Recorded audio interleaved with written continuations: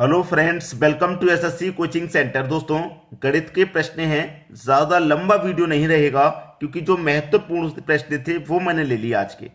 चलिए स्टार्ट करेंगे। पहला प्रश्न है 17:24 अनुपात में से प्रत्येक में कौन सी संख्या जोड़ी या घटाई जाए कि 1:2 हो जाए। भाई 5 घटाई जाए या 10 जोड़ी जाए, 7 जोड़ी जाए, 10 घटाई जाए, क्या किया जाए अनुपात 1:2 हो जाए। जबकि अनुपात हमारे पास है कितना, 12:24 है।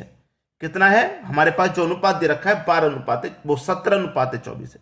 17:24 है, ठीक है, 17:24 है, ठीक है। ये हमारे पास अनुपात है।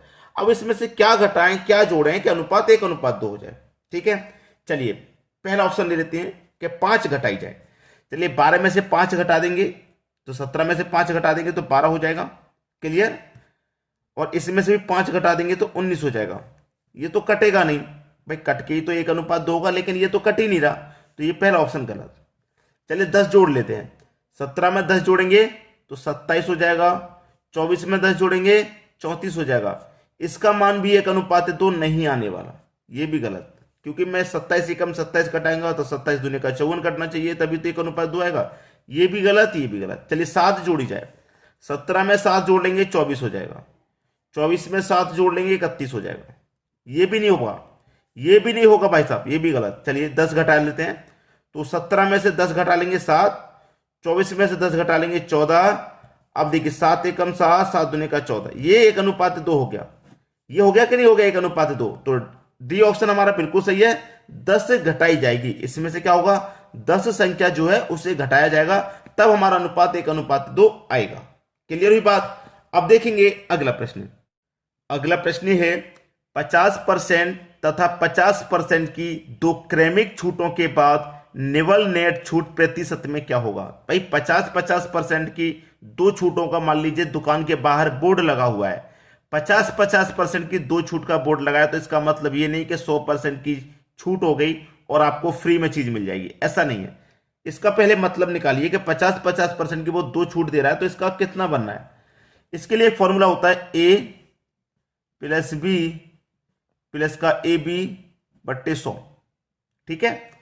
ए होता है ये वाला पहली वाली और ये होता है बी, ठीक है।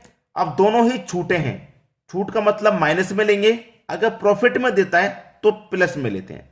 अब ए भी आपकी छूट है तो ये माइनस का हो जाएगा 50, बी भी छूट है, ये भी माइनस का हो जाएगा 50। माइनस माइनस प्लस होता है। ए आपका 50, बी भी आपका 50 बट्टे में 100। 2 जीरो से 2 जीरो कट गए, 5 का गुना 5 से करो 25 आ जाएगा। माइनस का 50 माइनस का 50 माइनस का 100 और प्लस का कितना 25। माइनस के 100 में से प्लस का 25 कटेगा तो माइनस का 75 आएगा। और माइनस में आने का मतलब क्या है कि 75% की छूट है, यही आपका आंसर है, ठीक है। 75% की छूट, यानी कि बी ऑप्शन बिल्कुल सही जवाब आपका। अब देख लेंगे अगला प्रश्न। अगला प्रश्न है एक वस्तु का विक्रय मूल्य 20% कम करने पर उसकी बिक्री में 80% की वृद्धि हो गई, तदनुसार उसकी कुल बिक्री वास्तव में कितनी प्रभावित हुई। देखिए ए प्लस बी प्लस का ए बी बट्टे 100, अभी बताया था मैंने फॉर्मूला। ये आपका ए है और ये आपका बी। अब ये तो कम करने की बात कर रहा है, 20% कम, तो कम की बात कर रहा है तो माइनस का 20 प्लस बी आपका वृद्धि हो रही है, वृद्धि हो रही है तो प्लस का 80 आ जाएगा। प्लस ए आपका 20 है, बी आपका 80 है बटे में 100 है। 2 जीरो से यहां पे 2 जीरो कटा देंगे, 8 दूने का ये 16 हो जाएगा, ठीक है। 8 दूने का 16, माइनस का 20 और प्लस का 80, तो ये कितना हो गया, प्लस का, देखिए माइनस का 20 और ये प्लस का 80 और प्लस का ये रहा हमारे पास 16, ठीक है। एक इसमें देखिए मैं आपको समझा दूं, ये माइनस का 20 था, ये प्लस का 80, तो माइनस प्लस क्या होता है, यहां माइनस होता है, प्लस नहीं आएगा, क्योंकि माइनस प्लस माइनस होता है, तो ये माइनस का आ जाएगा। अब देखिए माइनस का 20 और माइनस का 16 मैं पहले जोड़ लूं तो ये कितना हो जाएगा, माइनस का 20 और माइनस का 16, माइनस का 36 और प्लस का हमारे पास 80 है। प्लस के 80 में से माइनस का 36 कटेगा तो प्लस का 44 बचेगा। प्लस में आने का मतलब क्या हो रहा है कि वृद्धि होगी, और माइनस में आता तो कमी होती, तो 44% की हमें वृद्धि हो जाएगी, 44% की वृद्धि हो जाएगी। पहला ऑप्शन बिल्कुल सही हो गया। क्लियर सभी को? चलिए अब देखेंगे अगला प्रश्न। अगला प्रश्न है निम्नलिखित का मान क्या होगा? √12 प्लस √12 प्लस √12 और ये इंफिनिटी तक चलता हुआ जा रहा है।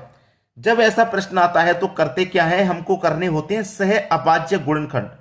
सह अभाज्य गुणनखंड का मतलब है कि जिनके बीच का अंतर 1 आ जाए। जैसे ये 12 है तो 12 के गुणनखंड क्या होंगे? 2 गुने 6, भाई 2 गुने 6 12 होता है, 12 एकम 12 होता है, 4 त्रिका 12 होता है। ठीक है भाई, इनका मान भी 12, इसका मान भी 12, लेकिन हमें चाहिए सहभाज्य गुणनखंड। सहभाज्य गुणनखंड का मतलब होता है जिनके बीच का अंतर 1 आ जाए। तो 4 और 3 के बीच का अंतर 1 आ जाएगा, जबकि इसकी और इसके बीच का अंतर 4 और इसके बीच का अंतर 11। ठीक है, तो हमें चाहिए जिसके बीच का अंतर 1 आ जाए वो वाला गुणनखंड चाहिए, तो ये वाला गुणनखंड चाहिए। अब प्लस में संख्या चल रही है ना, प्लस में, तो बड़ी वाली संख्या को आंसर कर दो, इसका मतलब 4 आपका सही जवाब है। अगर माइनस चलती, जैसे √12 माइनस √12 माइनस √12, माइनस में चलती प्लस की जगह, तो गुणनखंड की छोटी संख्या आंसर होती है, और प्लस प्लस में चल रही है तो गुणनखंड की बड़ी संख्या आंसर होती है। बस इतना होता है इस प्रश्न में और कुछ नहीं। सभी की समझ में आ गया होगा। अब देख लेंगे अगला प्रश्न। अगला प्रश्न है किसी संख्या को 36 से भाग देने पर शेषफल 19 आता है, तदनुसार उसी संख्या को 12 से भाग देने पर शेष कितना होगा? इस तरीके का जो प्रश्न होता है ना, उसमें 3 संख्या होती है, जैसे पहली संख्या 36, दूसरी संख्या 19 और तीसरी संख्या 12। 12 से भाग देने को कह रहा है ना, तो 12 से भाग देंगे बीच वाली संख्या में, याद रखना। ठीक है, तो 19 में भाग दे दो 12 से, 12 एकम 12। अब 19 में से 12 कट गया तो 7 बचेगा, ये आपका आंसर हो गया भाई। ठीक है, ये आपका आंसर हो गया 7, यानी कि पहला ऑप्शन बिल्कुल सही। तो आज के वीडियो में दोस्तों इतना ही। मैंने पहले ही बोला था छोटा वीडियो रहेगा आज आपका, तो वीडियो देखने के लिए आपका बहुत बहुत धन्यवाद।